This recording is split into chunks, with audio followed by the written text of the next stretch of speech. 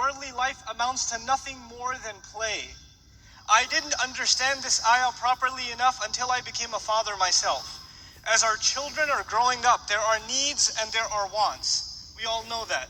And our children, when they're born, all they have are needs. They need to drink their milk, they need to poop, they need to get some sleep, and the cycle begins again. But as they get a little bit bigger, a want comes into play. My child who's 6 months old, 9 months old, a year old, they really want to play. They want to be held, thrown up and down, tickled. They can't just sit there and eat food and go to sleep. They want to play peekaboo. They want to play. It's a desire naturally that comes into a child. I remember a crazy incident that reminded me of this ayah. There's a place in America that every sister here knows about. It's almost a religious obligation on Muslim sisters to go once a week to Target, right? So I was fulfilling my religious obligation, taking my family to Target, and I was in charge of at that time, our first son, Walid, or Imad rather. I forget names all the time now. I just call him number 3. Number 4, sorry, 4, come here, So anyway, Imad was like 2 years old at the time. And boys, when you take them to the grocery store, they just want to knock everything over in the aisle because it's really entertaining for them to watch you pick it up and put it back.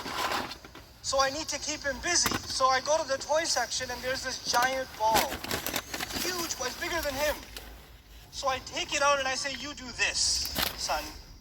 So he takes the thing, he kicks it. And he goes over a little bit more and he kicks it. And he goes over a little, and he did tawaf of the entire Target this way.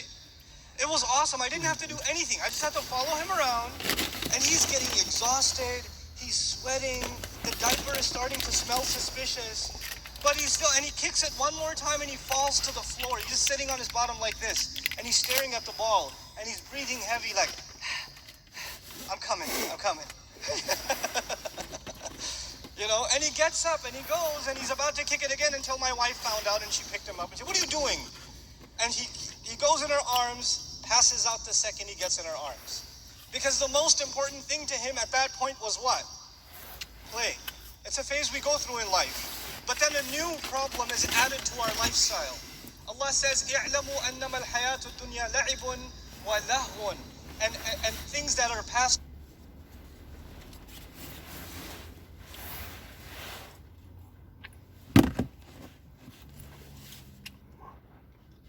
Pastimes. Lahu is actually used for things that aren't technically useful, but they are entertaining. They're entertaining and they get your mind off of work. That's called lahu, technically. Our children get a little older and it's not just games. It's not just, peekaboo and, let's play tag or hide and seek. Now you want to add something more, and we call that entertainment. Tell me a story, Abba. Hey, can I watch the show? Can I watch Sesame Street? We watch Sesame Street. It's okay, I have a fatwa. But anyway, so, can I watch Sesame Street? Can we watch this? Can we watch that? Can you tell me a story? Now that's not playing. What is that? That's entertainment. It's the next phase. It's a new desire that's been added to the arsenal. And of course that entertainment and playing and entertainment combined together is now the new video game industry, right?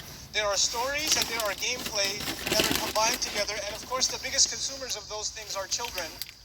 And of course the huge consumers within the Muslim community are children that are buying video games that are way above their age level.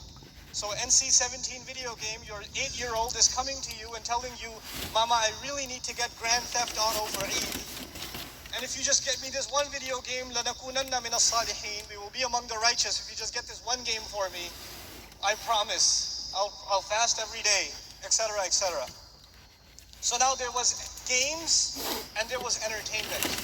Allah adds a third dimension, wazinatun, and beautification, beauty itself. Tazyin actually means beautification. Zina means beauty itself. Beauty itself becomes an obsession. You know what that means? That means puberty hits. That means you become a teenager. That means you become really obsessed with how you look.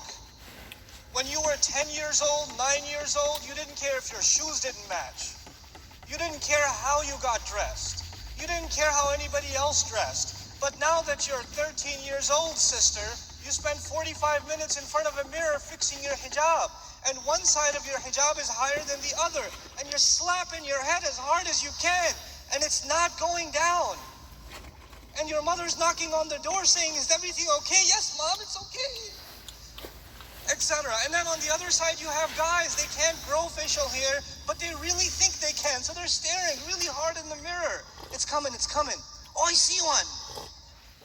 Right? And then there's the guys that have the whole beard, but they want to make the perfect pencil.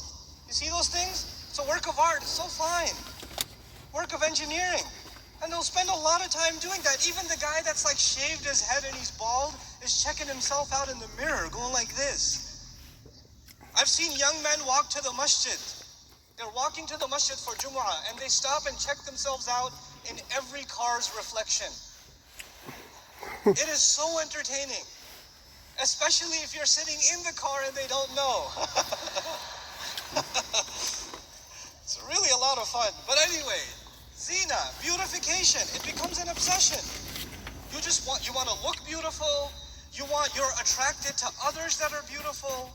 You want to be in a beautiful looking car. You don't invite people to your house if you don't think it looks beautiful. If your dad drives one of these old busted Chevys or something, you ask him to drop you off 3 blocks before the high school. You would rather walk it rather than be seen in that thing, right? Because you're obsessed with beauty, with fashion, with clothes, with interior design. You start decorating your room at that age. You want to get a car. You want to get a nice looking phone. You don't care if it's functioning well or not. You want a nice looking phone. And then you want a nice cover on it too. This is zina. It's an age you go through. And then this passes too. Because if you see, a point comes, you become college students, high school age passes, you're college students now. You'll notice college students look like homeless people a lot of times. Right? The hair's all over the place. They don't brush their teeth. They show up to class just sitting there in t-shirt and pajamas or whatever. They just roll out of bed and go to class. They don't care. All they care about is graduating. Really serious students. All they care about is the GPA, and the internship or whatever else, right? And why do they care about that? Because a new desire has now taken place. And I'm not saying that the previous desires disappear. What were the previous desires in order? Can you tell me? What was number 1? Playing. What was number 2? Entertainment. What was number 3? Beauty. Here's number 4. Showing off to each other. وَتَفَاخُرٌ بَيْنَكُمْ. You want to be able to tell someone you mean something. So somebody comes over to you and they're asking you for directions to the convention, and you're like, yeah, and I study at NYU.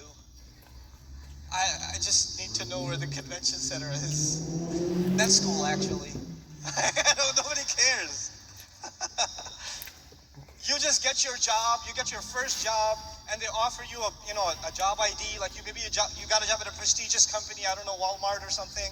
But you get your job and they give you your badge and you stick it out. You make sure you stick it out so people see, oh, you work there? Oh, yeah. They give me a parking spot in the parking lot. I took a picture of it. Here, check it out. There's a pride. You want to show people what you've accomplished. When people graduate, what do they get? They get a diploma. And what do they do with their diploma? They stick it in a drawer somewhere where nobody will see it. What do? They put it up on the wall so people walk in and they see it. It's your pride. You want to show people what you've done. People take a picture with a famous person and they want to show others. And look at that. Honest to God, I feel like a statue sometimes at this convention. People come over, brother, come here, I need a picture with you. The guy doesn't even say salam, man. He doesn't have a picture with you. And I get scared, like, okay, don't hurt me. You can take a picture. But anyhow, so now we're at the point where your desire is to show people what school you go to, where you graduated from, what job you have, your first apartment, your first car. A car is about showing people what you got, right? You have that innate desire, and Allah put that in us. There's something in us, and people want to, especially young people, they're coming out of the cocoon. They're not under their family anymore, so now they want to show the fact that they're grown adults and they're living on their own. So it somehow comes up that they have their own apartment, even if nobody asked. It just comes up because they're really proud of the fact that they're living on their own. Or they're really proud of the fact that they leased their first car or something, and it just kind of slips up, and it comes up, even though nobody's interested, right? So now this tafakhurun bainakum is added to the mix. You still really like games, you still like entertainment, you still have a sense of beautifying yourself and being attracted to beauty, but now add to that you want to show yourself to others. And then even that age passes, you stop caring, you get married, you have kids. And once you have, and how many people here have kids? Okay, now you know what I'm talking about. All you can think about is what? The kids. That's all you can think about. What they need. Do we have groceries enough for breakfast tomorrow? Are the uniforms ready for school? What is when is summer vacation starting? We can't live in this apartment anymore. We need to move into a house because there's too many kids now and we don't have space anymore. The bills, the clothes, the changing shoe sizes constantly.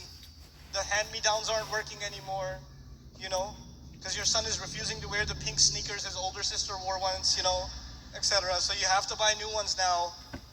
But now there's a mutually shared concern about making money and stabilizing your wealth for yourself and your children. So you're constantly checking the bank account.